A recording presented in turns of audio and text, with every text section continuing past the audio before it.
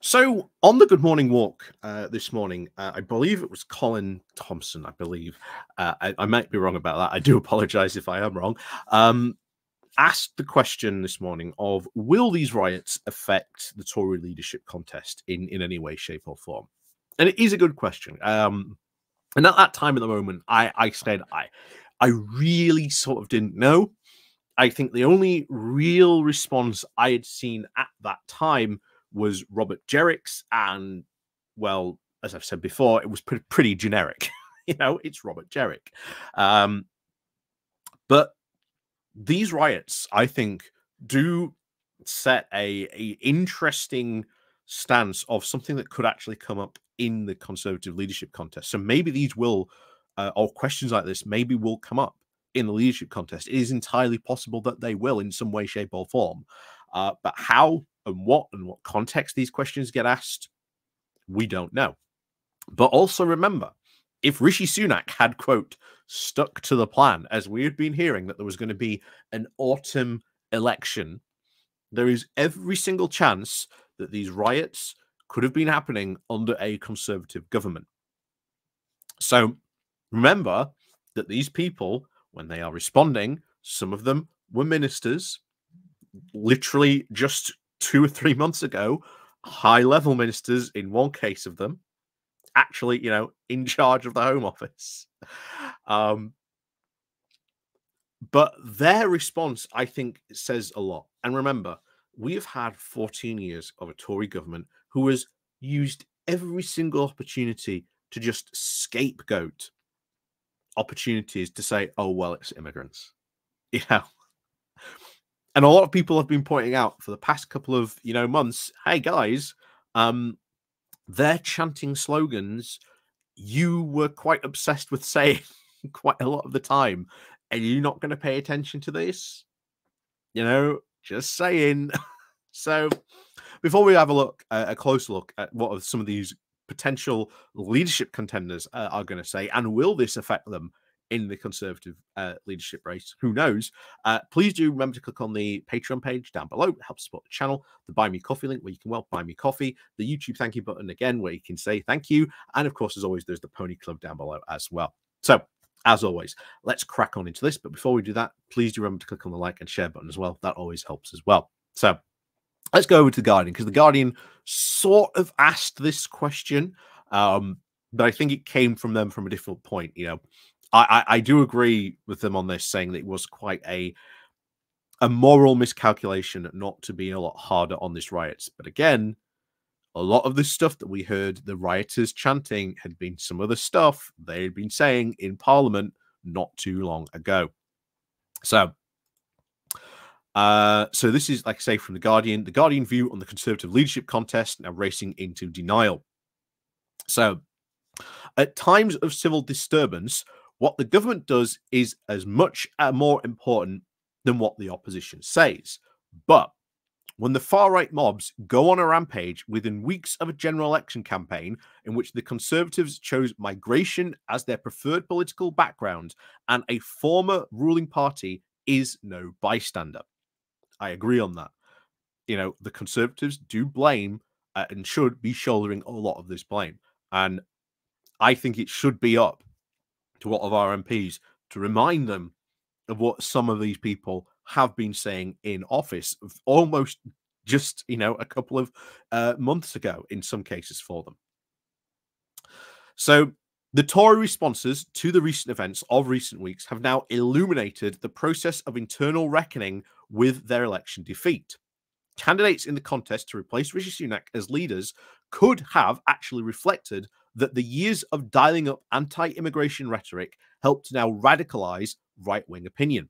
They might have actually admitted to the cynical laws drafted as campaigning instruments to scapegoat asylum seekers that have now licensed public aggression.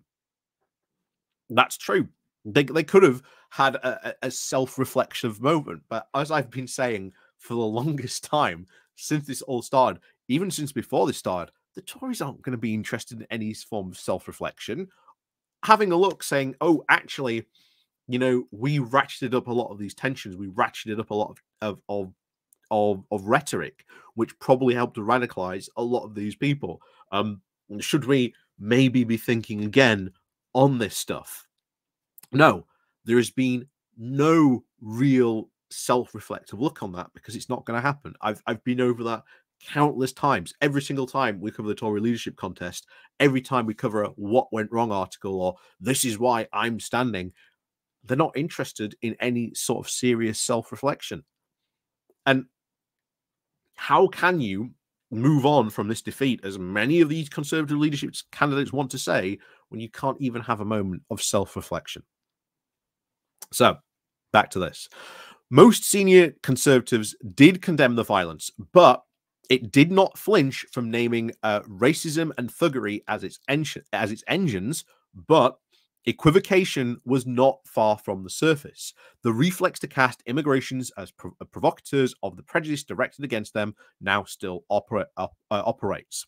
Robert Jerrick, the former Home Office Minister and frontrunner for the leadership, agreed that, quote, racists and thugs had behaved disgracefully. But his analysis swerved into deflection, with bogus equivalence with pro-Palestine demonstrators and gratuitous calls to arrest Muslim protesters who chant Allahu Akbar. Bear in mind, these pro-Palestinian protests that took place, were they violent? No. Not in the way that we've seen. Like, trying to equivocate the pro-Palestine protest that we've seen with what we've seen very recently. Yeah, no, it doesn't fly. It does not fly at all. This whole two-tier policing argument that they're trying to sort of say does not fly, because these people on the pro-Palestine marches, they weren't throwing rocks at police. They weren't trying to burn down hotels or you know, what was the other thing that got burnt down? Oh yeah, the government advice center that got burnt up as well. You know, they weren't the ones rioting and you know, looting shops. You know, there is no equivalence between these two protests. So, you know, that's Robert Jerrick for you. Kimmy Badenoch, the Shadow Community Secretary, intervened only to lament a lack of intercommunicational integration, complaining that a formalness of cultural establishment has ignored this issue. Who was in power not that too long ago, Kemi? Who was in power not that too long ago, and for over 14 years? You know? But who is refusing to actually integrate with whom? And for what part of the last 14 years of Conservative rule have actually played in this process? Badenoch did not actually say. You know, it's almost if they have their own amnesia, as if after the 4th of, you know, sorry, on the 5th of July, they all woke up with like collective amnesia and have forgotten the past 14 years.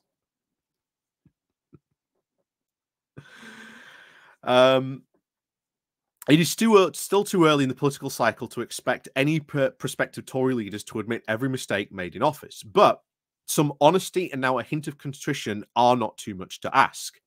Yeah, they ain't interested in that either. There is going to be no honesty or any contrition for any of that, shall we say.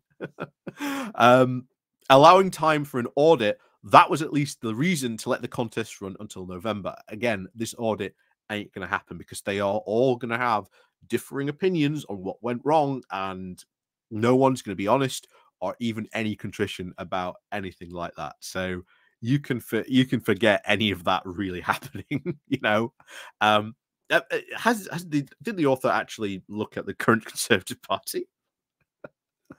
Anyway, the candidates, of course, might yet actually produce a coherent and honest appraisal of what went wrong.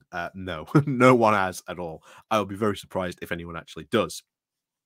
That is at least the precondition for developing a form of conservatism that might at least one day earn the right to be actually taken seriously as a proposition for government. Early indicators are not encouraging.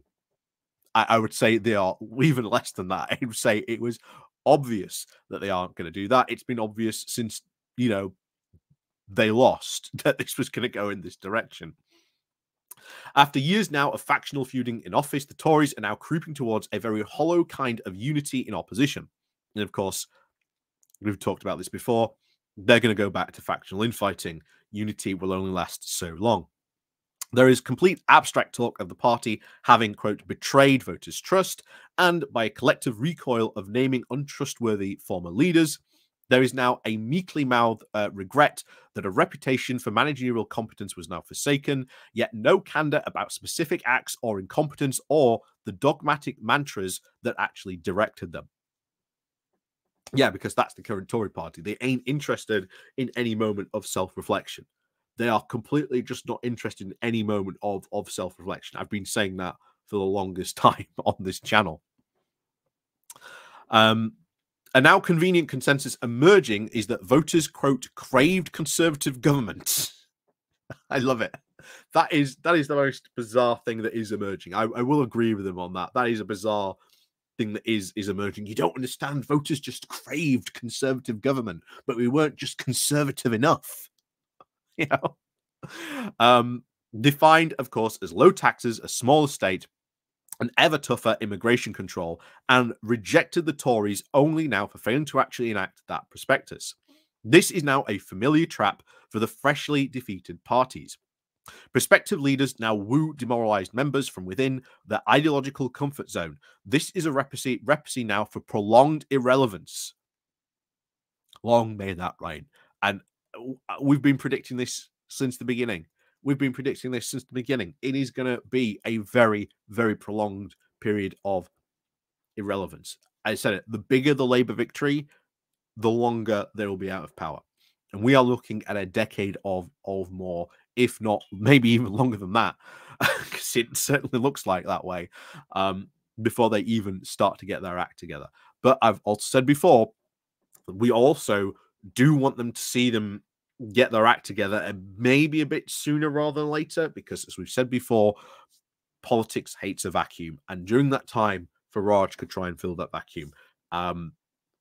So, you know, as much as it is fun to laugh at that the Tory misfortune or the hilarity that goes on during the leadership contest, we do have somewhat of a dog in this game, as much as we are loath to admit it. But back to this. So Labour will obviously very glad to see the Tories burrowing now deeper into denial, but it is very unhealthy for democracy if the official opposition actually embraces cynicism and delusion, especially where immigration is concerned. The Conservative Party actually has a moral duty as well as an electoral interest in restoring and reinforcing the boundary between itself and the far right. This is a line that should never have been erased. Yeah, again, exactly. Repeating what I've just said there in many ways. But yeah, are we surprised that these people turned around and said nothing? Of course we shouldn't be surprised that these people turned around and said nothing, because they've been encouraging some of these stuff that the writers were chanting for years. So there is a lot of, I think, moral responsibility they do bear. Again, if Rishi Sunak had stuck to the plan and there was going to be an autumn election, it's very likely these riots would have happened under them. We potentially, of course, are looking at what these high-level ministers, as they would have been at the time, would have actually said in response to these riots. What would have Rishi Sunak's response to the riots have actually been? Would he have cancelled his holiday in California? I somehow highly doubt it. Bear in mind, he has been suspiciously quiet during this time, but I can't blame him, to be honest. I think he just wants gone as quickly as possible. As I've said before, I think he'll go to the backbenchers, and then eventually we'll hear a quiet resignment, maybe at some point in the future, and he will, you know, disappear into the future somewhere, probably over into California, maybe even get a bit of a tech bro job with Elon Musk if he's lucky, if he plays his cards right. But who knows? Who knows on that front? But let me know what you think down below. I think, you know, given the fact that, as we said, if Rishi Sunak had stuck to the plan, these riots could have very, very happened under a Conservative administration. And their responses would have been very I think you've seen a flavor of what their responses would have been. It would have been very, very bad, and I think even more damaging. And I think whereas now, you know, fingers crossed and everything, we seem to have seen these riots die down. Maybe they could have continued a bit longer, maybe into this weekend. Who knows? Like I say, they were part of this, and they do bear some part of moral responsibility for the stuff they said. Are they ever going to have a moment of that self-reflection? No, of course not. Just they ain't interested in that. They are deluded into thinking of their ideological prospects and running on that, because as always when we've said this, they've doubled down on their ideology. It's not their ideology that's the problem, it's something else that must be the problem, and you know, they'll just double down and they'll continue on that road. And until someone pulls off the ideological blinkers of the party or does something like that, they ain't going to turn around anytime soon. And as it said at the end of the article, that is very bad for democracy when you get a party that runs on that. Why? Because there's going to be a vacuum there. And the worrying thing is Farage might fill that vacuum. So, yeah, like I say, as all the fun of the fair that we were going to see and have of this Tory leadership contest, remember, there is some part of us which goes, you know, I sort of wish Tom Tugendhat was, you know, not drinking the Kool-Aid and strapping on a, you know, a straight jacket and joining in with the rest of the crazies. But there you go. So as always, let me know what you think down below, and of course, as always, we'll see you all next time.